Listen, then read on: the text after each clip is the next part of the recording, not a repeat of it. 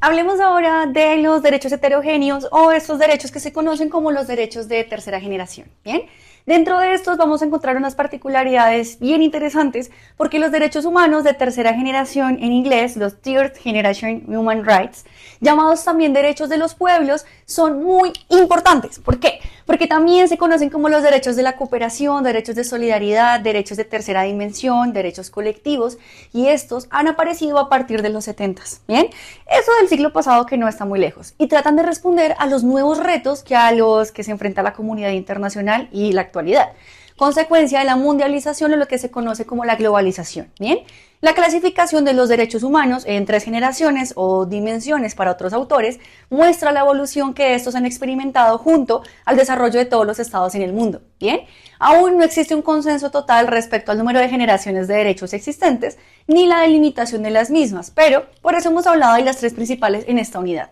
No obstante, lo más común es aceptar las 3 generaciones y es habitual la utilización de esta teoría con una perspectiva didáctica. Bien, ahora vamos a responder a la pregunta de cómo se gestaron estos derechos de tercera generación.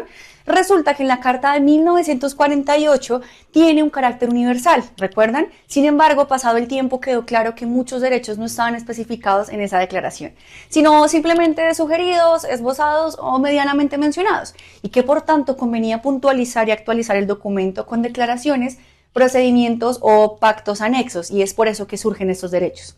Además, los países que participaron en este proceso rápidamente se dieron cuenta de que la declaración no evitaba por sí sola la violación de los derechos humanos en el mundo, a pesar de que suena muy obvio, y que era necesario trabajar en estrategias concretas para poder empezar a emplearlos. Bien, por otro lado, el concepto de derechos humanos se fue ampliando progresivamente mucho más hasta adquirir nuevos significados y por eso a veces tiende a tener un poco de confusión. Bien, por ejemplo, en la década de los 80 surgieron las primeras reivindicaciones del ciudadano del medio ambiente, una cuestión en la que hasta ese momento pocos habían reparado.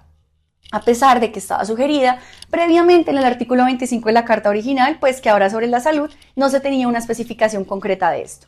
Fue de este modo como se empezó a hablar de derechos humanos de segunda generación, que son básicamente los de carácter económico, social y cultural, que ya mencionamos anteriormente. Y más tarde los derechos de tercera generación vinculados a los valores como la solidaridad. Bien, en este caso, los derechos de tercera generación, que son estos, son los derechos de los pueblos o de la solidaridad, y estos surgen a partir de la segunda mitad del siglo XX. Es por eso que les traje acá que fue después de los 70.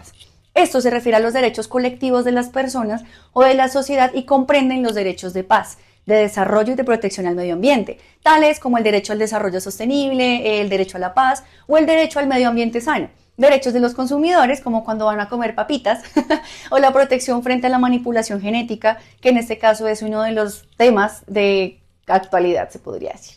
Aquí también la aparición de los derechos que son de tercera generación, se debe a la necesidad de la cooperación entre grupos y las naciones para afrontar problemas globales y para evitar que estos derechos sean violados. Bien, esto es todo lo que debes saber sobre estos derechos. Nos vemos en el próximo video. Chao, chao.